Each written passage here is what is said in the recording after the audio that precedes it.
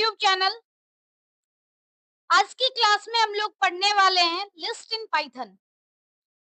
जो लोग भी स्ट्रिंग से रिलेटेड वीडियोस नहीं देखे हैं वो स्ट्रिंग से रिलेटेड वीडियोस जरूर देखें, क्योंकि उसमें हमने काफी डिटेल में सारे कंसेप्ट को पढ़े हैं। तो अगर आप पहले लिस्ट को देखते हैं तो हो सकता है आपको अच्छे से ना समझ में आए। तो इसीलिए पहले आप स्ट्रिंग वाली वीडियोस को जरूर देखें, उसके बाद लिस्ट की वीडियो देखें। हम लोग आज का टॉपिक स्टार्ट करते हैं। लिस्ट बेसिकली स्ट्रिंग की तरह ही लिस्ट भी एक सीक्वेंस होता है, और इसे हम सीक्वेंस डेटा टाइप बोलते हैं, क्योंकि इसमें जो डेटा स्टोर किया जाता है वो बेसिकली एक सीक्वेंस में ही होता है। हर इंडेक्स की अपनी एक वैल्यू होती है, एक प्रॉपर ऑर्डर में डेटा स्टोर्ड होता है। List is a sequence that is sequence data type. List can store multiple values in a single object. मतलब क्या है कि एक लिस्ट में हम लोग मल्टीपल वैल्यू को स्टोर कर सकते हैं। और लिस्ट बेसिकली एक ऑर्डर्ड सीक्वेंस होता है, जिसमें हर एक एलिमेंट की अपनी एक इंडेक्स होती है, और उस इंडेक्स से रिलेटेड अगर हमें कोई पार्टिकुलर एलिमेंट को एक्सेस करना हो तो हम स्क्वायर ब्रैकेट की हेल्प लेकर के स्क्वायर ब्रैकेट में हम लोग इंडेक्स लिखेंगे और उससे रिलेटेड एलिमेंट एक्सेस हो जाएगा। जब भी हम लोग लिस्ट को डिफाइन करते हैं तो लिस्ट बेसिकली स्क्वायर ब्रैकेट में इनक्लोज्ड होता है, और स्क्वायर ब्रैकेट में इनक्लोज करके कॉमा सेपरेटेड वैल्यू होती है जो लिस्ट होती है। List are mutable, that is values in the list can be modified. मतलब क्या है कि जब भी हम लोग लिस्ट को क्रिएट करते हैं तो लिस्ट क्रिएट करने के बाद वैल्यू को मॉडिफाई कर सकते हैं। The elements in a list can be of any type such as integer, float, string, object. अगर हम लिस्ट के एलिमेंट की बात करें तो लिस्ट का एलिमेंट किसी भी टाइप का हो सकता है, इंटीजर हो सकता है, स्ट्रिंग, फ्लोट, ऑब्जेक्ट, किसी भी डेटा टाइप का एलिमेंट हो सकता है। यहाँ तक कि एक सेम लिस्ट के अंदर डिफरेंट टाइप का डेटा भी हो सकता है। बेसिकली जो लिस्ट होती है वो हेट्रोजेनस टाइप की होती है। सेम लिस्ट के अंदर डिफरेंट डेटा टाइप का कलेक्शन हो सकता है। अगर हम बात करें लिस्ट के एग्जाम्पल की, तो एक एग्जाम्पल दिया हुआ है। एल नाम की एक लिस्ट है जिसमें 5 एलिमेंट है, 58619।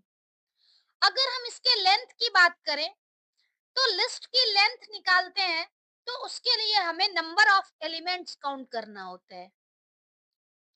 यहाँ पर एक लिस्ट दी गई है, और इस लिस्ट में लिस्ट की इंडेक्सिंग है। लेफ्ट से राइट जो है ये पॉजिटिव इंडेक्सेस है। मतलब यहाँ पर स्ट्रिंग की तरह हम लोग लिस्ट की भी इंडेक्सिंग करते हैं, और लेफ्ट टू राइट जो इंडेक्सिंग होती है वो पॉजिटिव इंडेक्स होता है। पॉजिटिव इंडेक्स 0 से स्टार्ट होता है और अप टू n-1, मतलब टोटल नंबर ऑफ एलिमेंट -1। अगर नेगेटिव इंडेक्स की अगर बात करें तो राइट साइड से हम लोग नेगेटिव इंडेक्स की काउंटिंग करते हैं, और नेगेटिव एलिमेंट जो नेगेटिव इंडेक्स स्टार्ट होते हैं वो -1 से स्टार्ट होते हैं। इस डायरेक्शन में हम लोग नेगेटिव एलिमेंट को काउंट करते हैं। अब बात आती है what is a sequence. Sequence क्या होता है? तो sequence is a positional ordered collection of items which can be accessed using index. मतलब जो सीक्वेंस है बेसिकली सीक्वेंस डेटा टाइप एक ऑर्डर्ड कलेक्शन ऑफ आइटम होता है, जिसमें हर एक एलिमेंट को हम इंडेक्स के बेस पे एक्सेस कर सकते हैं। अगर हम सीक्वेंस की बात करें तो जो हमने स्ट्रिंग पढ़ा था वो भी एक सीक्वेंस था। लिस्ट जो पढ़ रहे हैं वो भी सीक्वेंस पढ़ रहे हैं, टपल भी हमारा सीक्वेंस ही है। अगर हम लिस्ट की बात करें तो लिस्ट बेसिकली म्यूटेबल होता है, यानी लिस्ट की वैल्यू को हम लोग चेंज कर सकते हैं। अगर एक लिस्ट हम लोग क्रिएट कर रहे हैं, फॉर एग्जाम्पल यहाँ पर एक लिस्ट दी हुई है L = 1572। मतलब स्क्वायर ब्रैकेट का हमने यूज किया है और कॉमा सेपरेटेड वैल्यू है, यानी एक लिस्ट क्रिएट कर दी। अब इस लिस्ट को हम लोग अगर प्रिंट करा रहे हैं तो पाइथन सेल के ऊपर हम इस तरह से कमांड लिख सकते हैं, l इक्वल टू 1572। बेसिकली उसी का ये स्क्रीनशॉट लिया हुआ है पाइथन सेल का ही, इसी तरीके से हम लोग इसको यूज कर रहे हैं। अब अगर हम बात करें इसके रिजल्ट की, तो जैसे ही हम एल टाइप कर रहे हैं, जो लिस्ट की वैल्यू है वो रिटर्न हो गई। अब हम चाहते हैं अगर कि जो हमारा सेकंड एलिमेंट है वो 5 की जगह 8 हो जाए, तो हम लोग क्या कर सकते हैं, लिस्ट में इंडेक्स पे फर्स्ट इंडेक्स पे चूंकि 5 है, अगर हम इसकी इंडेक्सिंग करें तो 0, 1, 2 और 3, यानी इंडेक्स नंबर 1 पे वैल्यू 5 है। तो सबसे पहले हम क्या करेंगे, इंडेक्स नंबर 1 पे जो वैल्यू है उसको एक्सेस करेंगे और उसमें 8 असाइन कर देंगे। इट मींस क्या है, पुरानी वैल्यू को हमने एक्सेस किया और नई वैल्यू असाइन कर दी। अब जब हम दोबारा से लिस्ट को प्रिंट कर रहे हैं तो इसमें वैल्यू आ रही है 1872, यानी 5 की जगह 8 अपडेट हो गया। तो इस तरीके से हम देख सकते हैं कि लिस्ट जो है वो म्यूटेबल है, इसकी वैल्यू को हम जब चाहें चेंज कर सकते हैं। यही स्ट्रिंग में हमने अपडेट करने की कोशिश की थी, तो अपडेट नहीं हुआ था, एरर जनरेट हुआ था। लेकिन लिस्ट में इजिली जो डेटा है वो अपडेट हो गया। अगर हम बात करें कि लिस्ट कैसे क्रिएट करते हैं, how to create a list in Python, तो पाइथन के अंदर जो लिस्ट क्रिएट करते हैं उसका डिफरेंट वेज होता है। सबसे पहले है यूजिंग इंटीजर वैल्यू। अगर हम इंटीजर वैल्यू का यूज करके लिस्ट क्रिएट करें तो सिंपली हमें क्या करना है, एक वेरिएबल लेनी है और उस वेरिएबल में स्क्वायर ब्रैकेट के बीच में हमें एलिमेंट दे देने हैं, असाइन कर देने हैं और वैल्यू कॉमा सेपरेटेड होनी चाहिए। तो इंटीजर वैल्यू का यूज करके हम लोग लिस्ट क्रिएट कर सकते हैं। दूसरा क्या है, हेट्रोजेनस टाइप का लिस्ट हो सकता है। मतलब यहाँ जो हमने लिस्ट क्रिएट किया है इसमें 1.5 यानी फ्लोट वैल्यू भी है, इंटीजर भी है और दो स्ट्रिंग वैल्यू भी है। तो मतलब क्या है, इंटीजर वैल्यू से भी हम लिस्ट क्रिएट कर सकते हैं। जो हेट्रोजेनस वैल्यू होती है डिफरेंट डिफरेंट टाइप की, उस वैल्यू का यूज करके भी हम लोग लिस्ट को क्रिएट कर सकते हैं। नेक्स्ट है यूजिंग लिस्ट फंक्शन। तीसरा तरीका क्या है, अभी तो हमने क्या किया, लिस्ट में सिंपली वेरिएबल को वैल्यू असाइन कर दी। जैसे लिस्ट का रिप्रेजेंटेशन है कि स्क्वायर ब्रैकेट में हम लोग कॉमा सेपरेटेड वैल्यू लिखते हैं। दूसरा तरीका ये भी है कि लिस्ट फंक्शन का यूज करके हम लोग किसी भी वैल्यू से लिस्ट क्रिएट करें। तो यहाँ पर एक एग्जांपल दिया हुआ है कि हम लोग स्ट्रिंग से लिस्ट कैसे क्रिएट करते हैं। तो स्ट्रिंग से लिस्ट क्रिएट करने के लिए यहाँ पर हम लोग लिस्ट फंक्शन का यूज कर रहे हैं। बेसिकली हेलो नाम का एक स्ट्रिंग है। स्ट्रिंग इसलिए है क्योंकि इसमें हम डबल कोटेशन मार्क का यूज कर रहे हैं और लिस्ट फंक्शन का यूज करके हम लोग क्या कर रहे हैं, लिस्ट क्रिएट कर रहे हैं। इसमें क्या हो गया, स्ट्रिंग से जब लिस्ट में कन्वर्ट हो गया तो स्ट्रिंग में जितने भी एलिमेंट थे, जो भी कैरेक्टर थे, वो कन्वर्ट हो गए और लिस्ट का एलिमेंट बन गया। तो इस तरह से बेसिकली हम लोग लिस्ट एलिमेंट का यूज करके, लिस्ट फंक्शन का यूज करके हम लोग स्ट्रिंग की हेल्प से लिस्ट क्रिएट कर सकते हैं। दूसरा क्या है कि हमें एम्प्टी लिस्ट अगर क्रिएट करनी हो तो एम्प्टी लिस्ट भी क्रिएट कर सकते हैं। एम्प्टी का मतलब है कि इसमें कोई भी वैल्यू नहीं होनी चाहिए। तो हम सिंपली क्या करेंगे, एक ब्लैंक ऐसे स्क्वायर ब्रैकेट का यूज कर सकते हैं, तो इससे एम्प्टी लिस्ट क्रिएट हो जाएगी। अगर लिस्ट फंक्शन से एम्प्टी लिस्ट क्रिएट करने हैं तो जैसे हम लिस्ट में वैल्यू पास कर रहे हैं तो उसकी लिस्ट क्रिएट हो रही है। अगर लिस्ट में हम वैल्यू ना पास करें तो एम्प्टी लिस्ट क्रिएट हो जाएगी। तो बेसिकली इस तरीके से हम लोग लिस्ट को क्रिएट कर सकते हैं। नेक्स्ट कंसेप्ट है इंडेक्सिंग। इंडेक्सिंग का मतलब है, बेसिकली इंडेक्स क्या है? इंडेक्स एक पोजीशन है डिफरेंट डिफरेंट आइटम का, मतलब लिस्ट के आइटम का पोजीशन जो है वो बेसिकली हम इंडेक्स की हेल्प से बता सकते हैं। इंडेक्सिंग कैन बी पॉजिटिव और निगेटिव। पॉजिटिव इंडेक्स जो है वो राइट लेफ्ट साइड से लेफ्ट टू राइट होता है, मतलब स्टार्टिंग फ्रॉम जीरो, और 0 1 2 3 4 इस तरीके से पॉजिटिव इंडेक्सिंग होती है। निगेटिव इंडेक्स में क्या है कि राइट साइड से इंडेक्सिंग होती है स्टार्टिंग फ्रॉम -1। अगर हम इंडेक्स की बात करें तो इंडेक्स का पहला एलिमेंट हमेशा 0 होगा और लास्ट एलिमेंट n-1 होगा। अगर टोटल नंबर ऑफ एलिमेंट 5 है तो मतलब 5 - 1, यानी लास्ट इंडेक्स जो होगा वो 4 होगा। तो इस तरह से बेसिकली लिस्ट की इंडेक्सिंग होती है। अब नेक्स्ट क्या है कि हम लोग लिस्ट के एलिमेंट को एक्सेस कैसे करते हैं। तो लिस्ट की एलिमेंट एक्सेस करने के लिए हम लोग जो करते हैं, बेसिकली लिस्ट का नाम लिखते हैं, यानी जिस नाम से हमने लिस्ट क्रिएट करी है वो लिस्ट का नाम और स्क्वायर ब्रैकेट में उसका इंडेक्स। एग्जाम्पल की बात करें तो यहाँ पर वैल्यू है 58619। 58619, इसमें हम लोग अगर पॉजिटिव इंडेक्स को देखें, ये ऑलरेडी हमारे पास डेटा है, तो अगर हम पॉजिटिव इंडेक्स को देखेंगे तो इसमें बेसिकली क्या है कि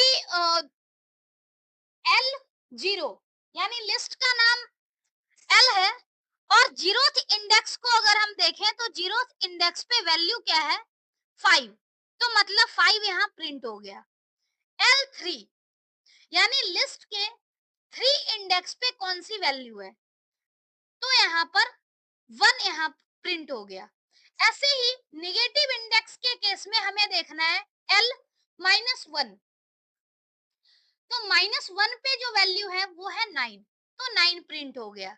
ऐसे ही L-4, तो -4 पे क्या है 8 है, तो 8 प्रिंट हो गया। इस तरह से हम लोग इंडेक्सिंग की हेल्प से इजिली किसी भी एलिमेंट को एक्सेस कर सकते हैं। और हर एक एलिमेंट का दो इंडेक्स होता है, एक पॉजिटिव में इंडेक्स वैल्यू होती है और एक निगेटिव में होता है। तो आपके एग्जाम में पॉजिटिव निगेटिव दोनों में से किसी से भी पूछा जा सकता है। ऐसे ही क्या है कि अगर बाय चांस हमने कोई ऐसा इंडेक्स दे दिया जो इस एलिमेंट में हो ही ना, जैसे यहाँ पर इंडेक्स है L5, तो 5 इंडेक्स नहीं है, इसका मतलब क्या है कि एरर जनरेट होगा, index error, list index out of range.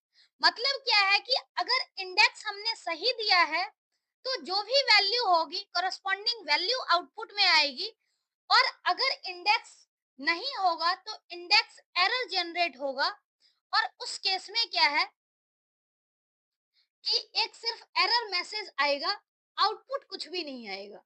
Same -6 यहाँ पर कहीं पर भी नहीं है अवेलेबल, तो -6 की भी बात करें, निगेटिव इंडेक्स में -6 नहीं है, तो -6 के केस में भी एरर जनरेट हो रहे हैं। अगर हम अभी भी इंडेक्स रेंज के बाहर का कोई भी वैल्यू एक्सेस करना चाहें, तो वहां पर जनरली क्या होता है, जो पाइथन इंटरप्रेटर है वो इंडेक्स एरर जनरेट करता है। तो इसीलिए हमेशा आउटपुट उसी का आएगा जो एलिमेंट जिसका इंडेक्स के अकॉर्डिंग एलिमेंट एग्जिस्ट करता हो। तो ये बेसिकली लिस्ट से रिलेटेड बेसिक कंसेप्ट थे। अब आता है लिस्ट ऑपरेशन। जैसे हमने स्ट्रिंग में स्लाइसिंग पढ़ी है, वैसे ही लिस्ट में भी स्लाइसिंग होती है। और स्लाइसिंग में यहाँ पर जैसे क्या है, स्लाइसिंग में कभी भी एरर जनरेट नहीं होता। हमने स्ट्रिंग में कई बार देखा भी था कि जो वैल्यू हम लोग लिखते हैं, इनकेस अगर स्टॉप वैल्यू जैसे आउट ऑफ बाउंड हो गया, या फिर कोई एक्स्ट्रा हमने दे दिया कि हमारे पास लास्ट एलिमेंट 4 है और 4 की जगह हमने इंडेक्स 6 दे दी, तो एरर जनरेट नहीं होगा। सिंपली लास्ट तक की वैल्यू रिटर्न कर देगा। हम लोग एग्जांपल से देखेंगे तो और अच्छे से क्लियर हो जाएगा। बेसिकली स्लाइसिंग जो है, स्लाइसिंग का भी सिंटेक्स जैसे हमने स्ट्रिंग में यूज किया था ऐसे ही है, स्टार्ट स्टॉप और इंटरवल। मतलब स्टार्ट स्टॉप यानी एंड और इंटरवल यानी स्टेप। हियर स्टार्ट स्टॉप और and interval all have default value. अगर हम बात करें डिफॉल्ट वैल्यू स्टार्ट की, तो स्टार्ट की डिफॉल्ट वैल्यू 0 होती है, स्टॉप की वैल्यू n होती है। अगर जो डायरेक्शन है, मतलब इंटरवल जो है वो हमारा स्टॉप पॉजिटिव हो। हमने स्ट्रिंग में देखा था कि अगर स्टेप की वैल्यू पॉजिटिव होती थी तो हम पॉजिटिव डायरेक्शन में मूव करते थे, अगर स्टेप की वैल्यू नेगेटिव होती थी तो हम नेगेटिव डायरेक्शन में मूव करते थे। मतलब डिफॉल्ट वैल्यू स्टार्ट की 0 है और स्टॉप की 1 है। अगर हमारा इंटरवल जो है वो पॉजिटिव है, मतलब हम लोग अगर पॉजिटिव डायरेक्शन में मूव कर रहे हैं। और -1 होगा स्टॉप की वैल्यू जब इंटरवल हमारा क्या होगा, निगेटिव होगा। कहने का मतलब कि यहाँ पर जैसे स्टार्ट की वैल्यू 0 हो गई और स्टॉप हमारा n हो गया, लास्ट एलिमेंट। और अगर इस केस में क्या है कि निगेटिव है, तो निगेटिव में यहाँ पर स्टार्ट तो -1 हो गया और लास्ट एलिमेंट हमारा क्या हो गया, जो लास्ट इंडेक्स है। तो बेसिकली इस तरीके से जो है स्लाइसिंग होती है। In slicing start is included and stop is excluded. If interval is positive, then slicing is performed from left to right. मतलब पॉजिटिव इंटरवल के केस में जो हमने स्टार्ट और स्टॉप की वैल्यू ली है, अगर यहाँ पर इंटरवल है, इंटरवल जो हमने स्टेप देखा था कि स्टेप हमारा इंक्रीजिंग है तो पॉजिटिव डायरेक्शन में हम मूव करेंगे और जो हमारा स्लाइसिंग होगा वो लेफ्ट टू राइट डायरेक्शन में होगा, मतलब करेक्ट डायरेक्शन में, जिस डायरेक्शन में हमने लिस्ट बनाई है। अगर इंटरवल हमारा निगेटिव में होता है तो निगेटिव के केस में क्या होगा कि जो मूवमेंट होगा वो अपोजिट डायरेक्शन में होगा। सेम कंसेप्ट स्ट्रिंग की तरह। एग्जाम्पल से समझते हैं तो शायद और अच्छे से क्लियर हो जाए। यहाँ पर क्या है, एग्जाम्पल दिया हुआ है, एग्जाम्पल सेम एग्जाम्पल है 58619। इसको हम लोग अलग से लिख लेते हैं ताकि पूरा का पूरा कंसेप्ट एक साथ दिखे।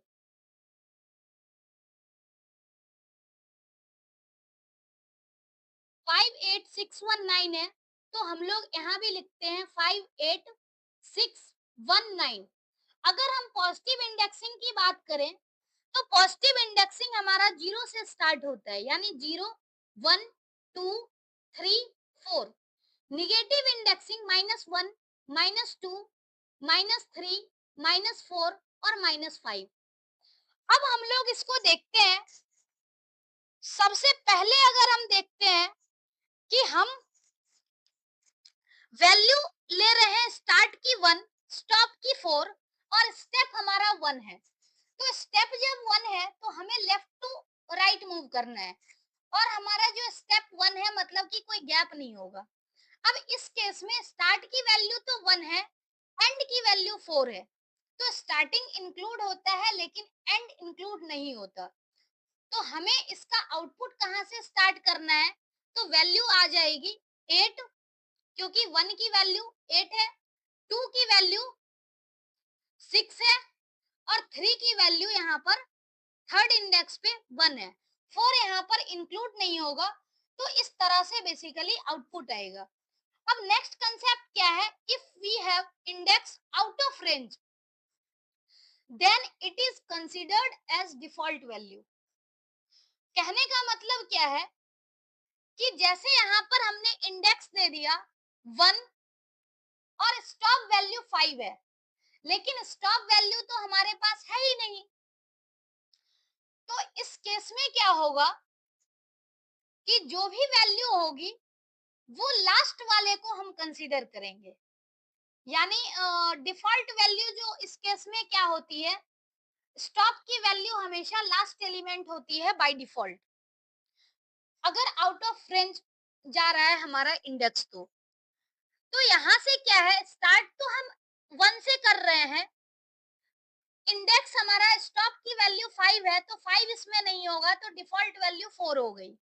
लेकिन स्टेप यहाँ पर 2 है तो हमें इस सेम डायरेक्शन में मूव करना है। तो यहाँ पर फर्स्ट पोजीशन पे मतलब फर्स्ट इंडेक्स पे वैल्यू 8 हो गई, सेकेंड इंडेक्स नहीं होगा, फर्स्ट के बाद 2 ऐड करोगे तो थर्ड होगा, मतलब थर्ड इंडेक्स की वैल्यू यहाँ 1 आ गई। अब थर्ड के बाद फिफ्थ तो है ही नहीं और फिफ्थ ना इंक्लूड होना था, बाय डिफॉल्ट हमारा यहाँ पर 4 है। तो इस तरीके से 8 और 1 यहाँ से आउटपुट आ गया। नेक्स्ट कंसेप्ट है start index is not given then it consider as default value. अगर स्टार्ट की वैल्यू नहीं दे रखी हो तो उस केस में डिफॉल्ट वैल्यू कंसीडर की जाती है और स्टार्ट की डिफॉल्ट वैल्यू क्या होती है, तो 0। मतलब स्टार्टिंग वैल्यू जैसे एंडिंग वैल्यू हमने बाय डिफॉल्ट लास्ट वाली वैल्यू ली है, ऐसे ही स्टार्टिंग वैल्यू बाय डिफॉल्ट जो होती है वो 0 वाली वैल्यू होती है इस केस में। तो अगर हम देखें स्टार्टिंग 0 से होगा मतलब 0th इंडेक्स हमें इंक्लूड करना है, लेकिन क्या है कि इस केस में स्टार्टिंग वैल्यू कुछ नहीं है तो स्टार्टिंग वैल्यू बाय डिफॉल्ट जो है वो 0 हो गई। एंडिंग वैल्यू क्या है, 5 है, लेकिन 5 आउट ऑफ रेंज है तो इसलिए डिफॉल्ट वैल्यू जो होगी वो कंसीडर होगी स्टॉप की 4 और स्टेप 2 है। अब इसके आधार पे पूरी कैलकुलेशन होगी इसकी। तो इसमें क्या है, फर्स्ट इंडेक्स हमने ले लिया 0 यानी 5 यहाँ पर आ गया आउटपुट।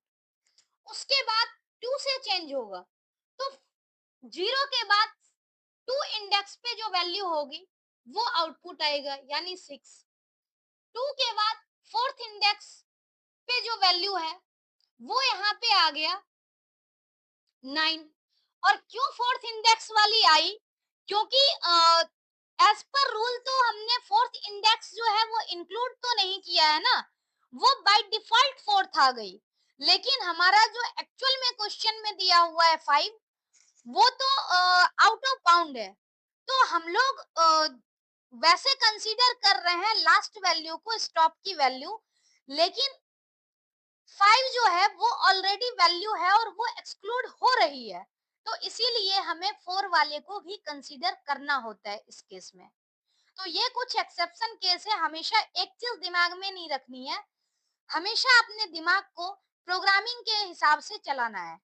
तो इस केस में 5, 6 और 9 यहाँ पर आउटपुट आ रहा है।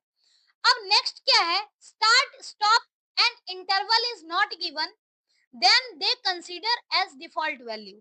अब इस केस में क्या है, स्टार्ट की वैल्यू 0 हो जाती है, स्टॉप की वैल्यू लास्ट वाली वैल्यू जैसे हो जाएगी आउट ऑफ बाउंड वाली,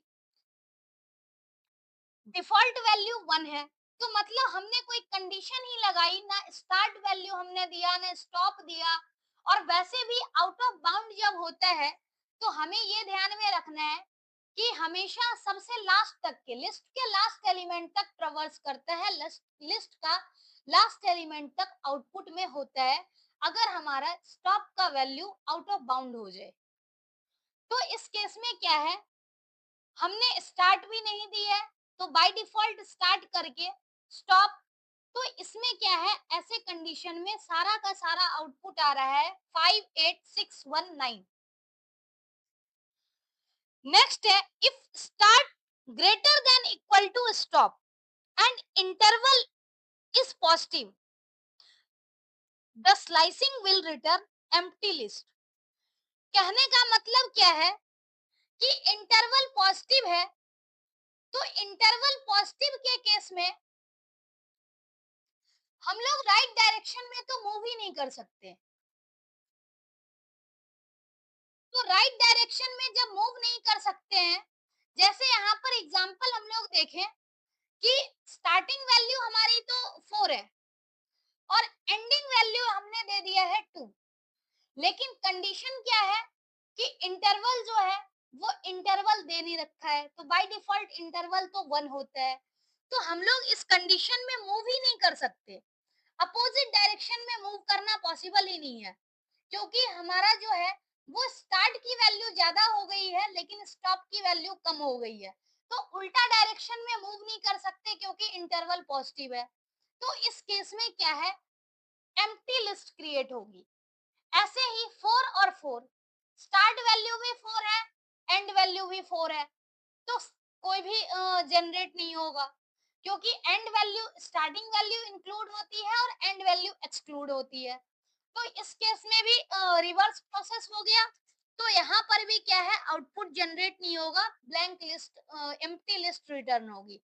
उसके बाद यहाँ पर डिफॉल्ट वैल्यू ही दिया हुआ है इंटरवल में, तो पहला और तीसरा केस ये सेम हो गया, तो मतलब इस केस में भी एम्प्टी वैल्यू रिटर्न हो रही है।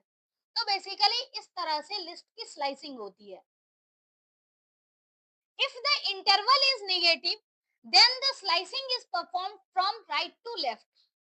जैसे हमने इंटरवल पॉजिटिव के केस में लेफ्ट टू राइट हमने स्लाइसिंग करी है, सारा इंडेक्सिंग जो था वो लेफ्ट टू राइट था। अगर इंटरवल निगेटिव होता है तो इस केस में हमें लेफ्ट से राइट से लेफ्ट की तरफ आइटम को जो है लिस्ट के आइटम को उसको हमें आउटपुट के फॉर्म में लिखना होता है। जैसे हम लोग एक दो एग्जांपल देख लेते हैं। पहला है 4:1 -1, तो इसमें इंटरवल जो है वो रिवर्स हो गया। तो इट मीन्स जो हमारी स्टार्टिंग वैल्यू है, स्टार्ट वैल्यू हमने दे दिया है यहाँ पर 4 और एंडिंग वैल्यू है 1। तो स्टार्ट वैल्यू तो इंक्लूड हो रही है, मतलब 4 इंक्लूड होना है, लेकिन 1 इंक्लूड नहीं होना है। तो 4 से 2 तक इंक्लूड होगा। 4 से 2 तक इंक्लूड तो होगा, लेकिन इंटरवल जो है वो निगेटिव में है, तो इसी डायरेक्शन में ट्रेवर्स होगा, पहले 9, फिर 1, फिर 6। तो इस तरह से आउटपुट जनरेट होगा। सेम जो है लिस्ट का एलिमेंट यहाँ पर दिया हुआ है, स्टार्टिंग वैल्यू 5 है जो कि आउट ऑफ बाउंड है। तो बाय डिफॉल्ट हम लोग क्या करेंगे, जो वैल्यू कंसीडर करेंगे वो इस वैल्यू को हम लोग कंसीडर करेंगे जो वैल्यू यहाँ पर दे रखी है। उसके बाद वहां से हमें ट्रेवर्स करना है 0 तक, क्योंकि स्टॉप की वैल्यू 0 है। लेकिन स्टॉप की वैल्यू 0 है तो स्टॉप तो यहाँ पर कंसीडर नहीं होगी। तो उस केस में हमें क्या करना है, 4 से 1 तक लेना है, क्योंकि स्टार्टिंग वैल्यू हमें 5 तो मिलेगा नहीं, क्योंकि 5 आउट ऑफ बाउंड है। तो इस केस में हमें 9 को कंसीडर करना होगा, मतलब पहली वैल्यू डिफॉल्ट वैल्यू 9। उसके बाद क्या है, -2 स्टेप है, तो -2 माइनस में स्टेप है, तो 4 में से अगर आप -2 कर रहे हो तो अगली वैल्यू जो आएगी वो 2 आएगी, यानी कि 6। तो ये दोनों वैल्यू आपके आउटपुट में आ रहा है। तो बेसिकली ये कंसेप्ट है, इसमें भी पॉजिटिव और निगेटिव कोई भी इंडेक्स हो सकता है। पॉजिटिव और निगेटिव इंडेक्स बेसिकली इससे ज्यादा फर्क नहीं पड़ता। हम लोग सिर्फ ये देख पाते हैं कि हमें कौन कौन से आइटम को एक्सट्रैक्ट करना है। लेकिन जो है इंटरवल का पॉजिटिव और निगेटिव होना ये डायरेक्शन दिखाता है कि हमें आउटपुट लिखने किस साइड से है। अगर पॉजिटिव होगा तो राइट डायरेक्शन में हमें लिखना है, अगर निगेटिव इंटरवल होगा, निगेटिव स्टेप होगा, तो हमें रिवर्स डायरेक्शन में आउटपुट लिखना होगा। तो बेसिकली ये हमें ध्यान में रखना है। कंसेप्ट सारे सेम ही है, तो आप इसको अपने हिसाब से भी कर सकते हो, और जो भी हमने इसमें से सॉल्व नहीं किया है वो आप अपने बेस पे ट्राई कर सकते हो, सेम कंसेप्ट है। नेक्स्ट है कनकैटिनेशन। कनकैटिनेशन का मतलब है कि जो दो हमारी लिस्ट है उस लिस्ट के एलिमेंट को ऐड करना। और कंकैटिनेशन ऑपरेटर जो होता है वो होता है बेसिकली प्लस साइन। कंकैटिनेशन के लिए हमें कम से कम दो लिस्ट की जरूरत होगी। हमने यहाँ पर दो लिस्ट डिफाइन कर दिया, L1 और L2। अब जब दो लिस्ट को हम लोग कंकैटिनेट कर रहे हैं तो L1 प्लस L2, इसका मतलब क्या है, इस कंडीशन में पहले L1 की वैल्यू आ रही है, फिर L2 की वैल्यू आ रही है। लेकिन अगर बाई चांस हमने पहले L2 लिख दिया फिर L1 लिख दिया, इस केस में क्या होगा, पहले L2 की वैल्यू आएगी, उसके बाद L1 की वैल्यू आएगी। तो इस तरह से दो लिस्ट को हम लोग कंकैटिनेट कर सकते हैं। नेक्स्ट है रिपीटेशन ऑपरेटर। जैसे हमने स्ट्रिंग में पढ़ा था कि स्ट्रिंग के एलिमेंट को रिपीट कर देता है, तो जैसे यहाँ पर लिस्ट है, लिस्ट के एलिमेंट को अगर आप किसी न्यूमेरिक वैल्यू से मल्टीप्लाई करते हो तो उतना ही नंबर ऑफ एलिमेंट क्रिएट हो जाता है। जैसे एग्जांपल यहाँ पर है कि एक लिस्ट है जिसका एलिमेंट है 0, सिंपल 1 एलिमेंट है इसके अंदर, और इसको हम लोग 3 से मल्टीप्लाई कर रहे हैं। इसका मतलब क्या है, लिस्ट का जो एलिमेंट 1 था, मतलब 0 एलिमेंट था, सिंगल एलिमेंट, उसके 3 कॉपी जनरेट कर देगा। तो जो यहाँ पर 2 थी, इससे क्या हो गया, मतलब 0, 0 को अगर मल्टीप्लाई कर रहे हैं 3 से तो 3 टाइम्स 0 आ गया। तो बेसिकली इस तरह से रिपीटेशन ऑपरेटर काम करता है। ऐसे ही दूसरा एग्जांपल अगर हम देखें, यहाँ पर एक लिस्ट के अंदर 3 एलिमेंट है, तो 3 एलिमेंट में क्या है कि पूरे लिस्ट की 3 कॉपी बना देगा। जैसे 1, 2 और 3 है, तो तीनों एलिमेंट की कॉपी जनरेट करेगा, 1 2 3, 1 2 3 और 1 2 3, 3 टाइम है, और उसको एक सिंगल लिस्ट में ज्वाइन करके और रिजल्ट जनरेट करेगा। तो बेसिकली ये हमारा कंकैटिनेशन ऑपरेटर, रिपीटेशन ऑपरेटर है। तो ये सारे ही कंसेप्ट जो है वो कहीं ना कहीं स्ट्रिंग से ही मिलता जुलता है। नेक्स्ट है membership operator. Membership operator same वही है जैसा हमने स्ट्रिंग में पढ़ा है। अगर हम स्ट्रिंग की बात करें तो स्ट्रिंग में भी बेसिकली हम लोग यही चेक करते हैं कि हमारे पास जो एलिमेंट दी गई है वो लिस्ट में एग्जिस्ट कर रही है या नहीं कर रही है। ऐसा ही कंसेप्ट स्ट्रिंग में भी था। तो बेसिकली लिस्ट में होगा कि एक मेंबरशिप ऑपरेटर हमारे पास इन है और दूसरा नॉट इन है। इन बेसिकली रिटर्न तब ट्रू करता है जब स्पेसिफाइड एलिमेंट लिस्ट में प्रेजेंट होंगे, और नॉट इन ट्रू तब रिटर्न करता है जब स्पेसिफाइड वैल्यू जो है, स्पेसिफाइड एलिमेंट है, वो लिस्ट में प्रेजेंट नहीं होगा। तो ये मेंबरशिप ऑपरेटर का यूज हम लोग इसमें करते हैं। एक लिस्ट दी गई है जिसका एलिमेंट है 5 इंडिया 861, मतलब इसमें न्यूमेरिक वैल्यू भी है और स्ट्रिंग वैल्यू भी है। अब इसमें हम लोग मेंबरशिप ऑपरेटर चेक कर रहे हैं 5 इन एल, मतलब एलिमेंट जो 5 है वो क्या एल में है, तो ऑब्वियस सी बात है, तो इसका रिजल्ट ट्रू आया। ऐसे ही इंडिया इन एल, मतलब इंडिया जो है वो एल में प्रेजेंट है क्या, तो प्रेजेंट है तो ट्रू आया। ऐसे ही 9 इन एल, लेकिन क्या 9 एल में प्रेजेंट है, नहीं प्रेजेंट है, और हम चेक कर रहे हैं, तो इसका रिजल्ट जो है वो फॉल्स है। अब 9 नॉट इन एल, तो ऑब्वियस सी बात है कि हमने नॉट इन का यूज कर दिया, तो 9 तो एल में है ही नहीं, तो इसका मतलब क्या है, इस केस में जो वैल्यू होगी वो ट्रू होगी। तो इस तरह से मेंबरशिप ऑपरेटर काम करता है। अब नेक्स्ट हम लोग देखते हैं concept traversing a list using loop.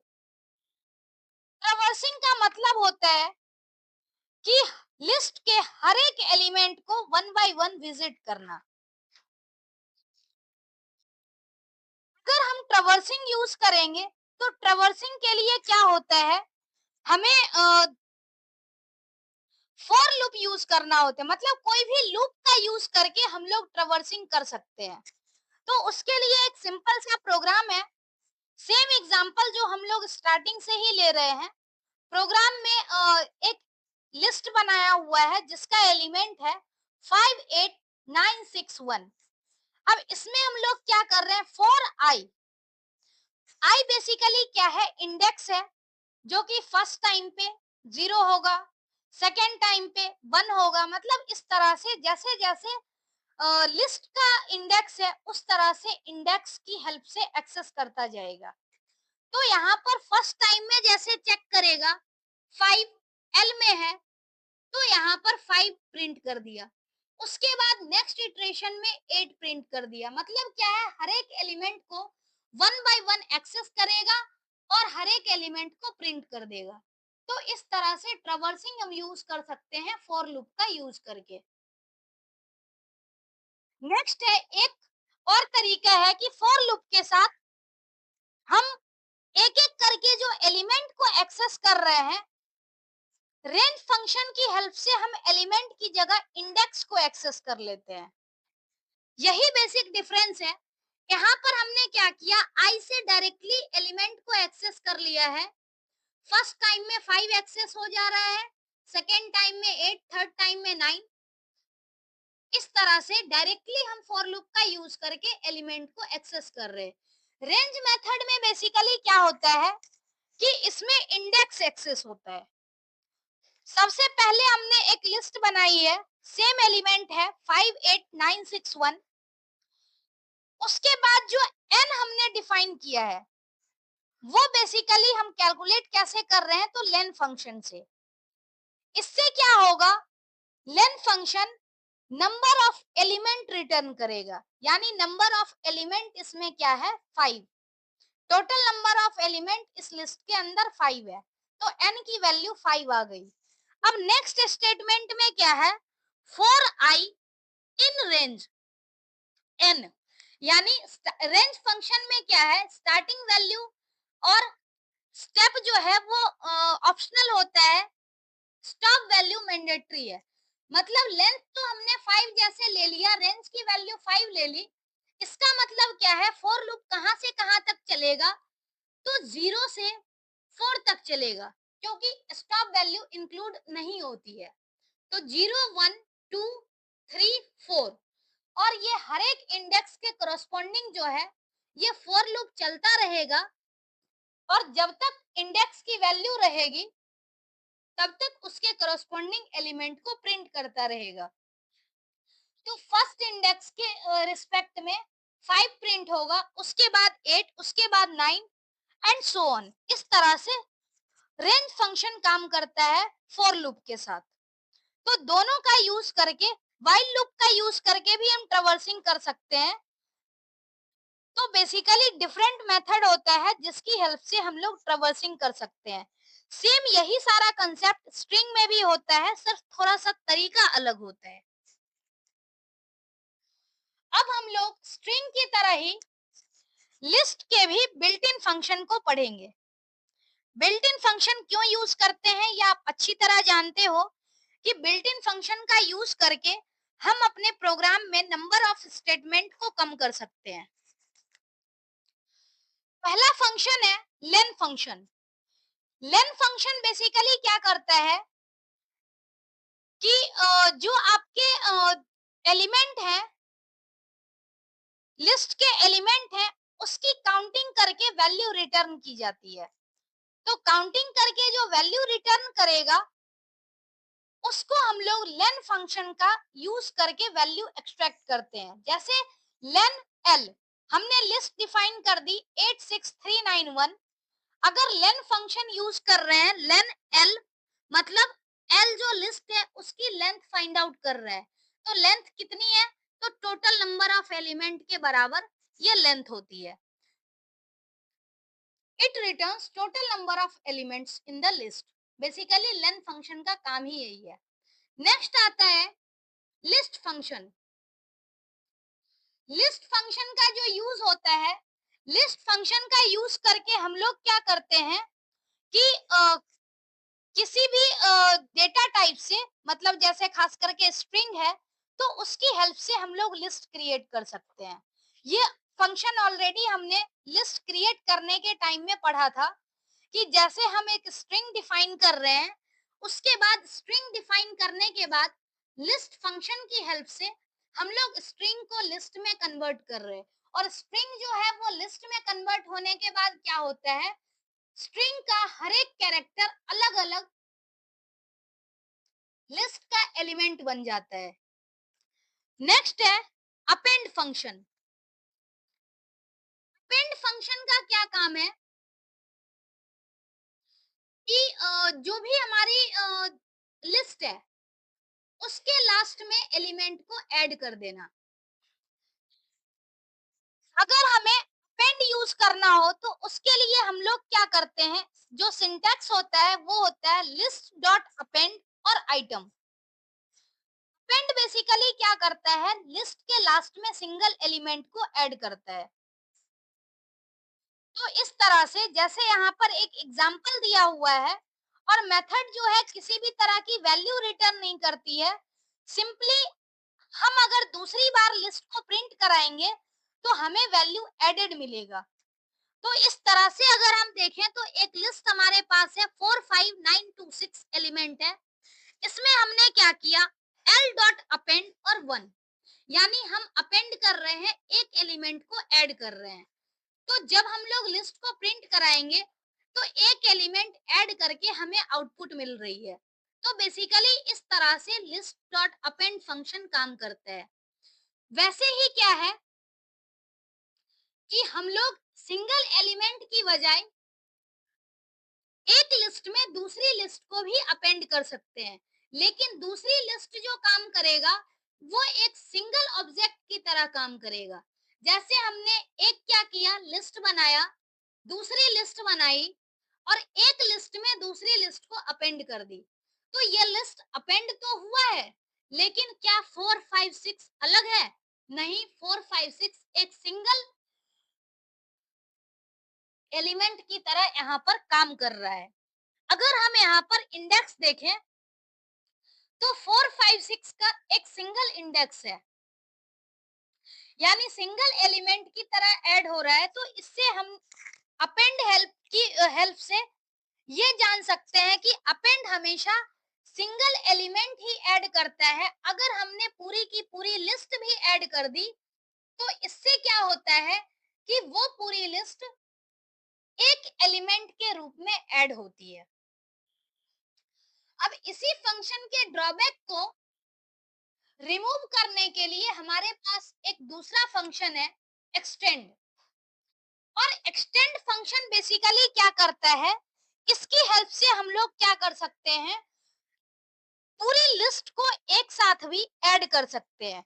जो लिमिटेशन थी कि अपेंड फंक्शन में हम सिंगल आइटम को ऐड करते थे, एक्सटेंड फंक्शन की हेल्प से हम लोग क्या कर सकते हैं, मल्टीपल एलिमेंट को यानी पूरी की पूरी लिस्ट को एक साथ ऐड करते हैं। और इस केस में क्या होता है, जो पहली लिस्ट है उसमें दूसरी लिस्ट ऐड हो जाती है। जैसे अगर हम ध्यान से देखें तो इस लिस्ट में ये एग्जांपल जो है L1 L2 L1 extend L2। तो इसमें क्या हो रहा है कि L1 में L2 ऐड हो गई, और जब हम लोग L1 को प्रिंट कर रहे हैं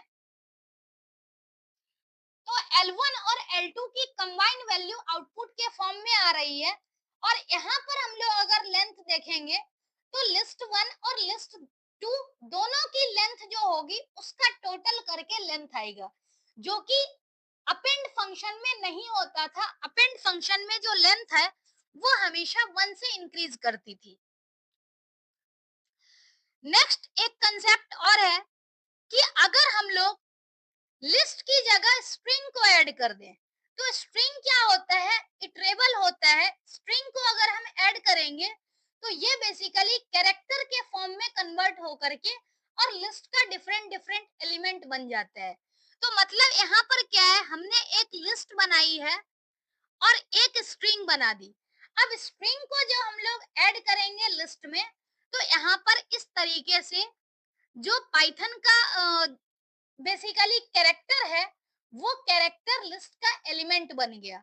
और इस तरीके से आपका एक्सटेंड फंक्शन काम करता है जब हम स्ट्रिंग को पास करते हैं एक्सटेंड फंक्शन की हेल्प से। जो हमारा अपेंड फंक्शन है और एक्सटेंड फंक्शन है, इस दोनों में बेसिकली एक सिमिलरिटी है कि चाहे वो अपेंड फंक्शन हो या फिर एक्सटेंड फंक्शन हो, दोनों के केस में क्या होता है कि जो एलिमेंट होते हैं वो पहली लिस्ट के लास्ट में ऐड होते हैं। तो ये बेसिकली एक्सटेंड के केस में भी होता है और अपेंड के केस में। अपेंड के केस में वन आइटम जो ऐड होता है वो पहली लिस्ट के लास्ट में। ऐसे ही एक्सटेंड फंक्शन में जो सारे आइटम ऐड होते हैं वो पहली लिस्ट के बाद में ही दूसरे लिस्ट के एलिमेंट स्टार्ट होते हैं। तो अगर हमें किसी स्पेसिफिक पोजीशन पे किसी भी एलिमेंट को इंसर्ट करना हो तो उसके लिए हमारे पास एक फंक्शन होता है इंसर्ट। मतलब अपेंड और एक्सटेंड की हेल्प से तो ये चीज पॉसिबल नहीं है कि हम लोग किसी एलिमेंट को स्पेसिफिक पोजीशन पे एंटर करा सके। तो उसके लिए हमारे पास जो फंक्शन है वो इंसर्ट फंक्शन है। और इंसर्ट फंक्शन का बेसिकली जो इंडेक्स होता है वो होता है लिस्ट नेम डॉट इंसर्ट। और इसमें हम लोग इंडेक्स बताते हैं पहले कि किस इंडेक्स पे हमें इनपुट देना है और क्या इनपुट देना है। तो बेसिकली यहाँ पर क्या है, एक लिस्ट दे रखी है, लिस्ट में 1 2 3 3 एलिमेंट है। अगर हम इसमें बात करें कि हमें 8 इंसर्ट करना है इंडेक्स नंबर 1 पे, तो इंडेक्स नंबर 1 पे अगर हमें 8 इंसर्ट करना होगा तो उस पोजीशन उसमें क्या होगा, बेसिकली 8 8th वाला 8 एलिमेंट जो है वो इंडेक्स 1 पे इंसर्ट तो होगा, लेकिन उसके अगले जो भी एलिमेंट्स हैं वो 1 1 इंडेक्स से इंक्रीज हो जाएगा, मतलब उसका इंडेक्स आगे बढ़ जाएगा। अब यहाँ पर क्या है कि 1 2 3 तीन एलिमेंट है। अगर इसमें हमने क्या किया कि फर्स्ट ये 0 है, ये 1 है, ये 2 है। अब एक एलिमेंट यहाँ पर आया, 1 इंडेक्स पे ऐड हो गया, तो मतलब अब नए एलिमेंट का इंडेक्स हो गया 1। तो जब ये इंडेक्स 1 हो गया तो अगली इंडेक्स 2 हो जाएगी और उसकी अगली इंडेक्स 3 हो जाएगी। तो इस तरीके से बेसिकली इंडेक्स जो है वो चेंज हो जाता है। तो अगर हम इसकी बात करें तो यहाँ पर फर्स्ट पोजीशन पे, मतलब सेकंड पोजीशन पे इंडेक्स नंबर 1 पे एक वैल्यू ऐड हो गई है और इंसर्ट का यूज करके हम लोग स्पेसिफिक पोजीशन पे वैल्यू को ऐड कर रहे हैं। नेक्स्ट है count function. Count function basically क्या करता है, किसी भी एलिमेंट को, मतलब लिस्ट में कोई पार्टिकुलर एलिमेंट जो एग्जिस्ट कर रहा है, कितनी बार एग्जिस्ट कर रहा है उसकी काउंटिंग करता है। मतलब किसी भी एलिमेंट की फ्रीक्वेंसी को रिटर्न करने का काम करता है काउंट फंक्शन। अगर हम सिंटैक्स की बात करें तो सिंटैक्स होता है लिस्ट नेम डॉट काउंट और ब्रैकेट में एलिमेंट यानी काउंटिंग किसकी करनी है। यहाँ पे एक लिस्ट बनी हुई है 1 2 8 9 2 6 2। अगर हम लिस्ट को प्रिंट कराते हैं तो लिस्ट यहाँ पर क्या है, लिस्ट ये प्रिंट हो गई। हम क्या कर रहे हैं, लिस्ट में से 2 को काउंट कर रहे हैं। तो L डॉट काउंट 2। अब 2 की फ्रीक्वेंसी कितनी है, इस लिस्ट में 2 कितनी बार आया, 3 टाइम। तो इसका काउंट का जो वैल्यू रिटर्न हो गया वो 3 रिटर्न हो गया। तो बेसिकली इस तरह से काउंट फंक्शन काम करता है। नेक्स्ट वैल्यू है इंडेक्स।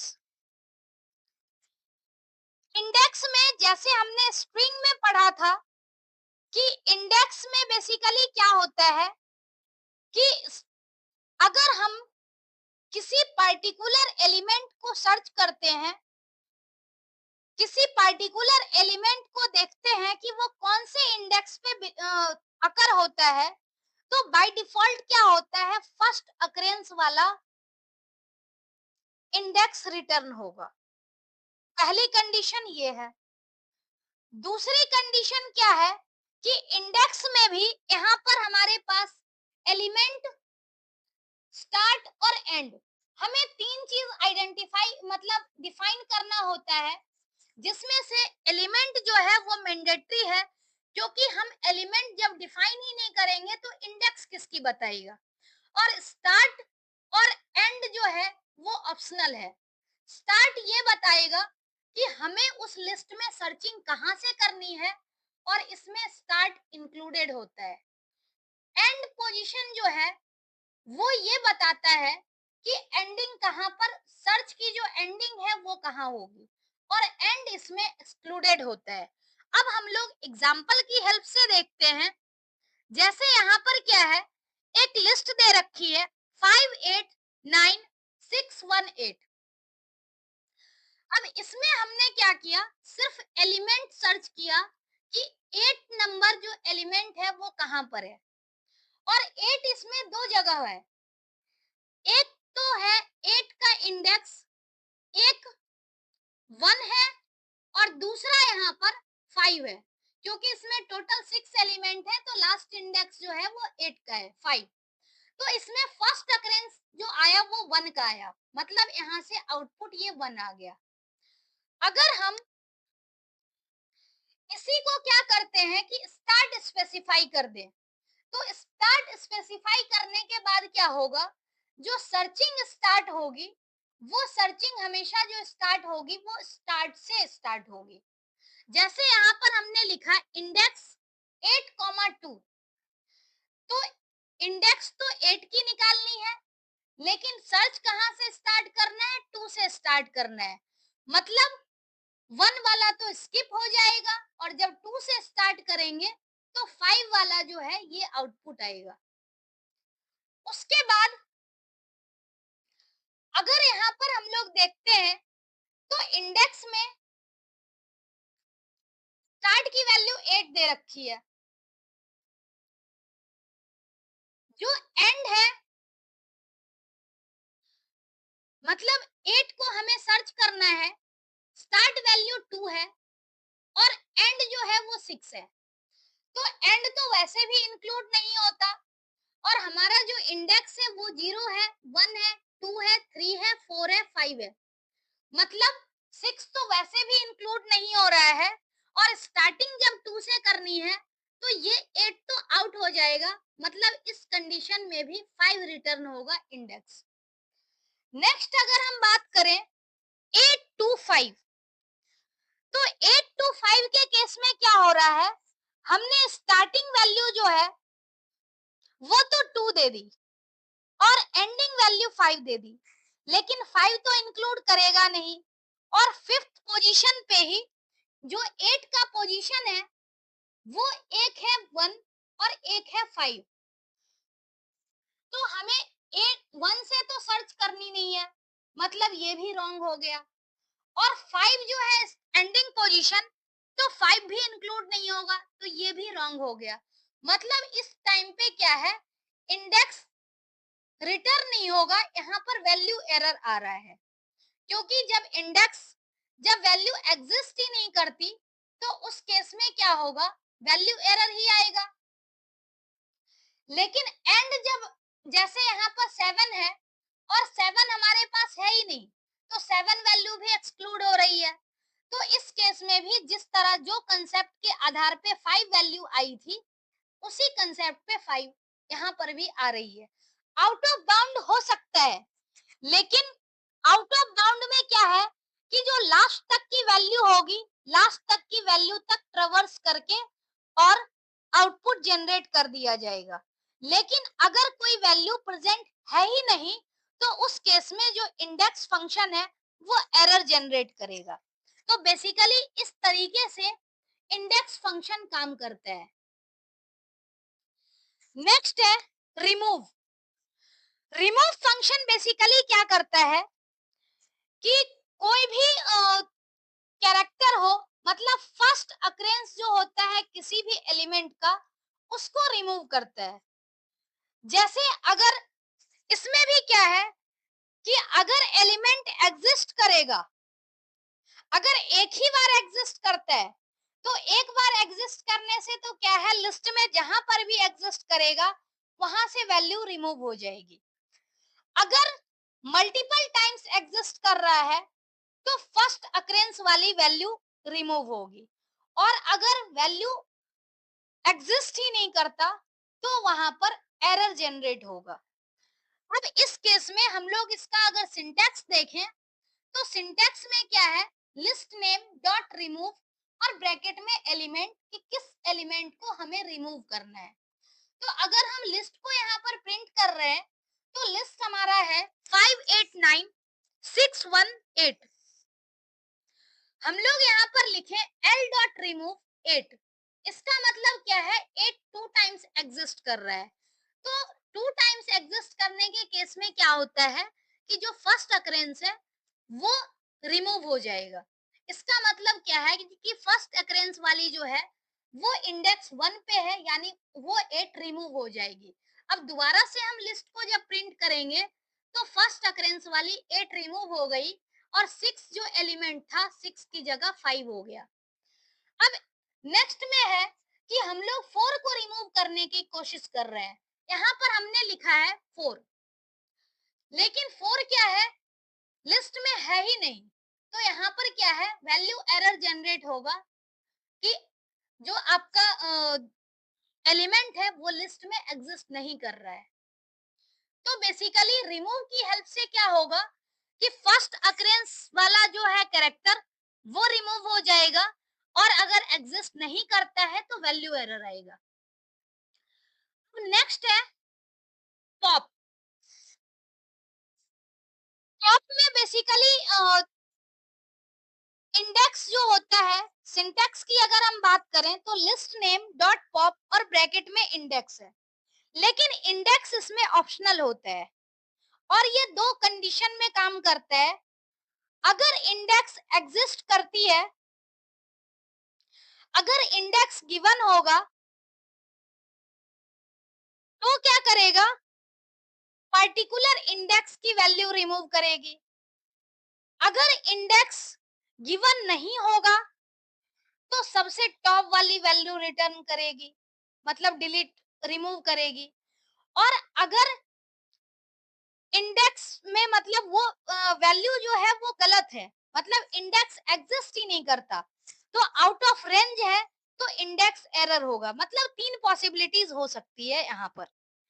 एक तो यहाँ क्या है कि सबसे पहले हम लोग इसको तीनों ही कंडीशन को एग्जांपल से समझते हैं, ज्यादा अच्छे से क्लियर होगा।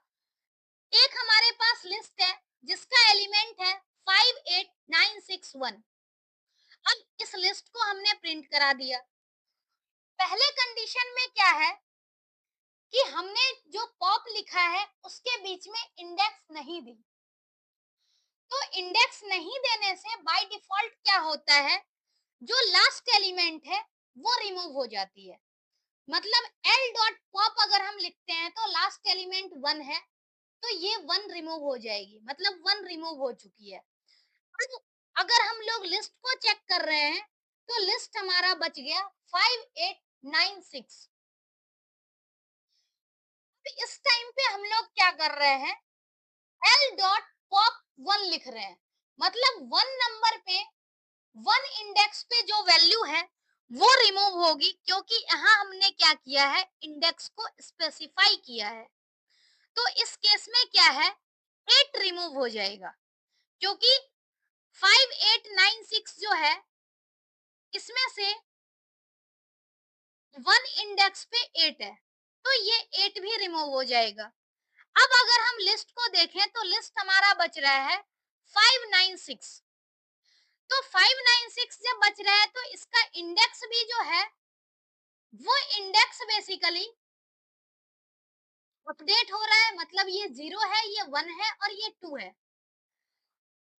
तो इस केस में क्या है, हमने एल डॉट पॉप 4 लिखा, लेकिन 4 जो है वो तो इंडेक्स आउट ऑफ बाउंड है, तो आउट ऑफ बाउंड के केस में क्या हो गया, इंडेक्स एरर जनरेट होगा, pop index out of range, मतलब हमने जो पॉप की वैल्यू दी है, इंडेक्स की वैल्यू दी है, वो एग्जिस्ट ही नहीं करती। तो इस तरह से तीनों सिचुएशन हो सकता है। अगर हम इंडेक्स ना दें तो टॉप वैल्यू रिमूव होगी, अगर हम इंडेक्स स्पेसिफाई करेंगे तो स्पेसिफाइड वैल्यू रिमूव होगी, और अगर इंडेक्स एग्जिस्ट ही नहीं करता तो इंडेक्स एरर जनरेट होगा। तो बेसिकली ये तीन तरीके से पॉप फंक्शन जो है वो काम करता है। नेक्स्ट है यहाँ पर रिवर्स। और रिवर्स फंक्शन जो है, रिवर्स मेथड बेसिकली क्या करता है, लिस्ट के एलिमेंट को रिवर्स कर देता है। लिस्ट के एलिमेंट को रिवर्स कैसे करता है, तो मतलब जैसे क्या है कि जो भी हमारी लिस्ट होगी उस लिस्ट के एलिमेंट को लास्ट से लिखना स्टार्ट कर देगा। सिंटैक्स कैसे है, लिस्ट नेम डॉट रिवर्स, यहाँ पर किसी भी आर्गुमेंट की जरूरत नहीं है, पैरामीटर यहाँ पास नहीं होगा, सिर्फ रिवर्स फंक्शन काम कर रहा है। अब यहाँ पर क्या है, लिस्ट हमारा जो है वो 58961 है, ये हमने लिस्ट डिफाइन किया, लिस्ट को हमने प्रिंट किया, तो वैल्यू हमारी है 58961। अब जब हम लिस्ट को रिवर्स कर रहे हैं तो लिस्ट रिवर्स करने के बाद 1 सबसे पहले आ गया, उसके बाद 6 है, उसके बाद 9 है, उसके बाद 8 है, 8 के बाद 5 है, ये आउटपुट है। तो इस तरह से जो रिवर्स फंक्शन है वो लिस्ट के एलिमेंट को रिमूव कर देता, मतलब रिवर्स कर देता है। तो बेसिकली ये रिवर्स फंक्शन का काम है कि एलिमेंट का ऑर्डर रिवर्स कर देना। नेक्स्ट फंक्शन है शॉर्ट। शॉर्ट मेथड बेसिकली जैसा कि शॉर्ट से ही आपको नाम पता चल रहा होगा कि शॉर्ट बेसिकली क्या करता है, किसी भी लिस्ट के एलिमेंट को एक प्रॉपर ऑर्डर में शॉर्टिंग करती है, और वो शॉर्टिंग चाहे असेंडिंग ऑर्डर में हो या डिसेंडिंग ऑर्डर में हो या यूजर किसी भी ऑर्डर को डिफाइन करे उस ऑर्डर में होगा। जो एग्जिस्टिंग लिस्ट है उसी में सॉर्टिंग हो जाती है। मतलब यहाँ पर क्या है कि आप जब सॉर्टिंग करने के बाद दोबारा से उस लिस्ट को अगर प्रिंट करोगे तो आपकी लिस्ट जो है वो ओरिजिनल लिस्ट में ही चेंज हो जाती है। एग्जाम्पल हम लोग देखते हैं कैसे, जैसे यहाँ पर क्या है, हमने एक लिस्ट डिफाइन किया 58961, क्योंकि एग्जाम्पल सब में हम लोग यही ले रहे हैं इसीलिए लास्ट तक सेम एग्जाम्पल रखना आसान होगा। हम लोग जब लिस्ट को प्रिंट कर रहे हैं तो लिस्ट का एलिमेंट प्रिंट हो रहा है। अब यहाँ पर क्या है, जब भी हम लोग सॉर्ट मेथड का यूज करते हैं तो बाय डिफॉल्ट जो ऑर्डर होती है वो असेंडिंग ऑर्डर होती है, और असेंडिंग ऑर्डर में अगर हम बात करें तो असेंडिंग ऑर्डर में स्मॉलेस्ट एलिमेंट सबसे पहले होता है, और जो लार्जेस्ट एलिमेंट होता है वो सबसे बाद में होता है। तो इस तरह से हम लोग क्या करेंगे, एलिमेंट को शॉर्ट कर देंगे, 1 देन 5 देन 6 8 देन 9, ये बेसिकली हमारा असेंडिंग ऑर्डर में हो गया जो कि डिफॉल्ट ऑर्डर है। अगर हमें यही सेम एलिमेंट डिसेंडिंग ऑर्डर में चाहिए तो डिसेंडिंग ऑर्डर में हम लोग क्या करते हैं, उसके लिए हमें एक पैरामीटर यूज करना होता है, और पैरामीटर की वैल्यू हमेशा ट्रू रखनी होती है, मतलब रिवर्स यानी ट्रू। तो इस केस में जब डिसेंडिंग है तो डिसेंडिंग में हम शॉर्ट के साथ एक पैरामीटर लिखेंगे और उसकी वैल्यू पास करेंगे ट्रू, यानी रिवर्स इक्वल टू ट्रू। इस केस में क्या होगा, वैल्यू को रिवर्स कर देगा, मतलब इस बार 98651 यानी डिसेंडिंग ऑर्डर में हो जाएगा। लेकिन ये क्या करता है, अगर आप अभी दोबारा से इस लिस्ट को प्रिंट करना चाहोगे तो जो लास्ट वाली लिस्ट मतलब जनरेट हुई है 98651, यही लिस्ट आपको आउटपुट में प्रिंट करके देगा। बेसिकली शॉर्ट फंक्शन जो है वो एग्जिस्टिंग लिस्ट में ही चेंज करता है, जो कुछ भी चेंज करता है। नेक्स्ट फंक्शन है शॉर्टेड। शॉर्टेड फंक्शन जो है वो बेसिकली काम कैसे करता है, तो सॉर्टेड फंक्शन में एक सॉर्टेड लिस्ट रिटर्न होती है असेंडिंग ऑर्डर में बाय डिफॉल्ट। लेकिन जो सॉर्ट फंक्शन की ड्रॉबैक थी कि ओरिजिनल लिस्ट में वैल्यू को चेंज कर दे रहा था, तो ओरिजिनल लिस्ट में चेंज नहीं करता है। ये बेसिकली जो लिस्ट है वो एक दूसरी लिस्ट क्रिएट करके और उसमें चेंज हम लोग को करना पड़ता है। जैसे यहाँ पर देखें तो शॉर्टेड फंक्शन और शॉर्ट फंक्शन की वर्किंग सेम है। फर्क क्या है कि इस केस में हम लोग क्या करते हैं, जो लिस्ट है उस लिस्ट में अगर हम ध्यान से देखें तो लिस्ट को सेम लिस्ट को रिवर्स नहीं करता, सेम लिस्ट को असेंडिंग ऑर्डर में नहीं करता, किसी भी ऑर्डर में नहीं करता। अगर आप देखोगे तो एग्जिस्टिंग लिस्ट आपको एज इट इज दिखेगी। एग्जाम्पल में हम लोग देख लेते हैं। जैसे यहाँ पर लिस्ट हमने क्रिएट की है 58961, लिस्ट को हमने प्रिंट करा दिया। अब यहाँ पर क्या है, हमने लिख दिया सॉर्टेड। तो जब कभी भी हम लोग कोई भी पैरामीटर पास नहीं करते हैं, तो पैरामीटर पास नहीं करेंगे तो इस केस में क्या होगा कि जो हमारी वैल्यू है वो वैल्यू बेसिकली असेंडिंग ऑर्डर में अरेंज हो जाएगी बाय डिफॉल्ट। और अगर हमें डिसेंडिंग ऑर्डर में करना है तो उसके लिए हमें पैरामीटर क्या देना पड़ेगा, तो रिवर्स इक्वल टू ट्रू। अब यहाँ पर हम लोग देखते हैं कि जो वैल्यू हमने दी है एल की, उसको हमने अगर सॉर्ट किया तो सॉर्टेड करने के बाद बेसिकली हो क्या रहा है, यहाँ पर वैल्यू शॉर्ट तो हो गई, लेकिन फिर भी आप देखो एल की वैल्यू जब प्रिंट करा रहे हो तो ओरिजिनल लिस्ट वाली वैल्यू ही प्रिंट हो रही है। कहने का मतलब क्या है कि ओरिजिनल लिस्ट में कोई भी वैल्यू चेंज नहीं हुई है, वो एज इट इज है। नेक्स्ट यहाँ पर है create a list which contains the element of another list in descending order। हम अगर चाहें कि यही लिस्ट का एलिमेंट दूसरी लिस्ट में सेव हो जाए तो उसको हम लोग क्या कर सकते हैं, इस तरह से सॉर्टेड और एग्जिस्टिंग लिस्ट का नाम कॉमा में रिवर्स ट्रू। अगर रिवर्स ट्रू नहीं लिखेंगे तो ये क्या होगा कि असेंडिंग ऑर्डर में ही वैल्यू रह जाएगी। तो जो हमें यहाँ पर दिखाई दिया है कि अगर हम सॉर्टेड फंक्शन का यूज कर रहे हैं तो ओरिजिनल लिस्ट में कोई चेंज नहीं आ रही है, वो एज इट इज पहली लिस्ट के जैसा ही है। तो हम लोग क्या कर सकते हैं, जो पुरानी लिस्ट है वो नाम अलग रहेगा।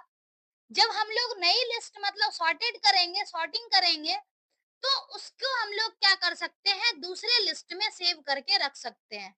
तो इस तरह से हम एक नया चीज यहाँ पर ये भी देख रहे हैं कि हमने डिसेंडिंग ऑर्डर में इस लिस्ट को कन्वर्ट किया है और डिसेंडिंग ऑर्डर में कन्वर्ट करने के बाद इसको हमें दूसरे लिस्ट नाम के लिस्ट L1 नाम के वेरिएबल में स्टोर करवा दिया है। तो यहाँ पर क्या है, अब आप देखोगे तो L1 की वैल्यू आपको मिलेगी 58961 और L2 L की वैल्यू जो एग्जिस्टिंग लिस्ट है 58961 और जो हमने रिवर्स ऑर्डर में सॉर्टिंग करी है उसका जो आउटपुट आ रहा है वो आ रहा है 98651। कहने का मतलब कि ओरिजिनल लिस्ट में कोई छेड़छाड़ नहीं हुआ है, सेम एज इट इज आपकी ओरिजिनल लिस्ट है, एग्जिस्टिंग लिस्ट में कोई चेंज नहीं है। लेकिन सॉर्ट फंक्शन में क्या होता है, एग्जिस्टिंग लिस्ट में ही चेंज हो जाती है।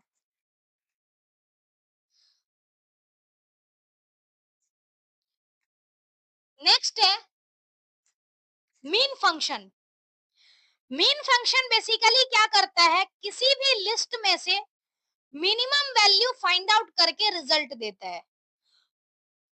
अगर न्यूमेरिक वैल्यू है तो मिनिमम निकालना आसान होता है। अगर इन केस न्यूमेरिक वैल्यू नहीं हो, स्ट्रिंग वैल्यू हो, तो उस केस में क्या होता है, स्काई वैल्यू के आधार पर कंपैरिजन होती है और स्काई कोड के आधार पे वैल्यू रिटर्न होगा। जैसे अगर हम बात करें 58169 की, जो हमारी लिस्ट है, तो इसमें हम फंक्शन अगर अप्लाई करें मीन, तो इससे मिनिमम फंक्शन 1 रिटर्न हो रहा है। लेकिन दूसरी लिस्ट क्या है, ए, कैपिटल डी और सी। तो इसमें से जब हमें मिनिमम फाइंड आउट करना है तो रिजल्ट डी आ रहा है। क्यों डी आ रहा है? क्योंकि हमें ये चीज पता है कि जो स्मॉल लेटर है उसकी स्काई वैल्यू ज्यादा होती है और जो कैपिटल लेटर है उसकी स्काई वैल्यू कम होती है। तो हमें मिनिमम फाइंड आउट करना है, तो मिनिमम फाइंड आउट करने के लिए यहाँ पर रिजल्ट जो हमारा है वो रिजल्ट डी आया। ऐसे ही जो मैक्स है वो मैक्स फंक्शन है, मैक्सिमम वैल्यू रिटर्न करता है। तो अगर हम मैक्स फंक्शन का यूज करेंगे तो मैक्सिमम वैल्यू यहाँ पर 9 है, तो मतलब 9 रिटर्न हो गया। अगर यहीं पर जो पुरानी एग्जांपल थी एडीसी वाली, उस सेम एग्जांपल में अगर हम मैक्सिमम वैल्यू फाइंड आउट करें तो हमेशा ये पता होना चाहिए कि स्मॉल लेटर